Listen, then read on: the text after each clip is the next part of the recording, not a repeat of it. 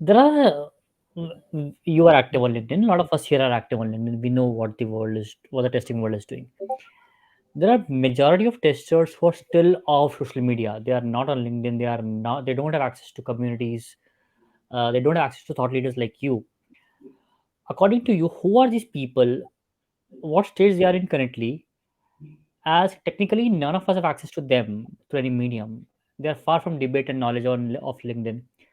A, are they at risk or are they at benefit?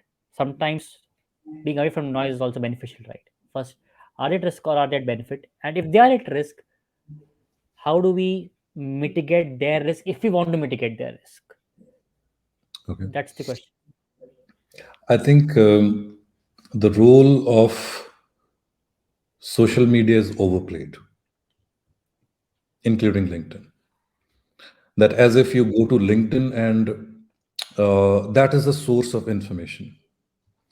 Practically, what I can tell you is that whatever I've learned, yeah, maybe 1% of that comes from social media. 99% of my knowledge is from reading books, doing real experiments, interacting with people, true in person interactions, or the messaging part of LinkedIn. Not really whatever people write, socially in posts, because there is a lot of drama going on there. It's misleading. Everybody's trying to sell you something. Even in the garb of education, people try to sell you something. And that's where at times it is damaging. So, this whole notion of AI versus non AI debates, there's an agenda everywhere.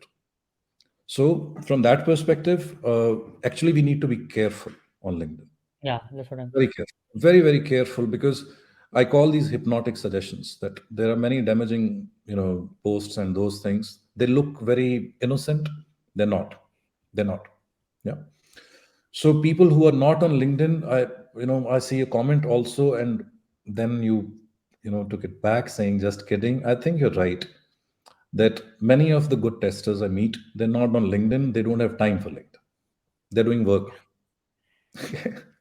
So I go to Romania. I have many clients in Romania, especially in automotive domain.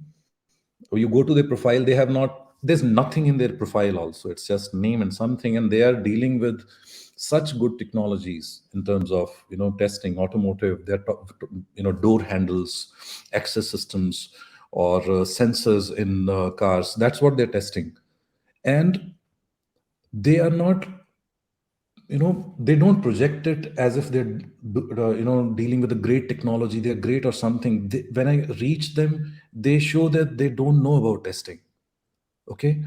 And on the other side, the people who are so vocal on LinkedIn, they might have tested a simple web app in their whole career so far, and suddenly they're experts in testing and they're talking all this big thing and stuff. That is the disconnect. So I don't find the comment, I feel they're sane people. I think they're sane people. So, but then it depends on how you use it. Do you need to really open it every day and read all the posts? No. Depending on your schedule, I'm not saying keep off social media. I'm not saying that, because LinkedIn is basically a great place to find people with whom you would want to interact and learn from. That's the least we could do. You can look at the notion of their posts, be honest about it, fight yourself throughout, reading all this, and then try to locate their work.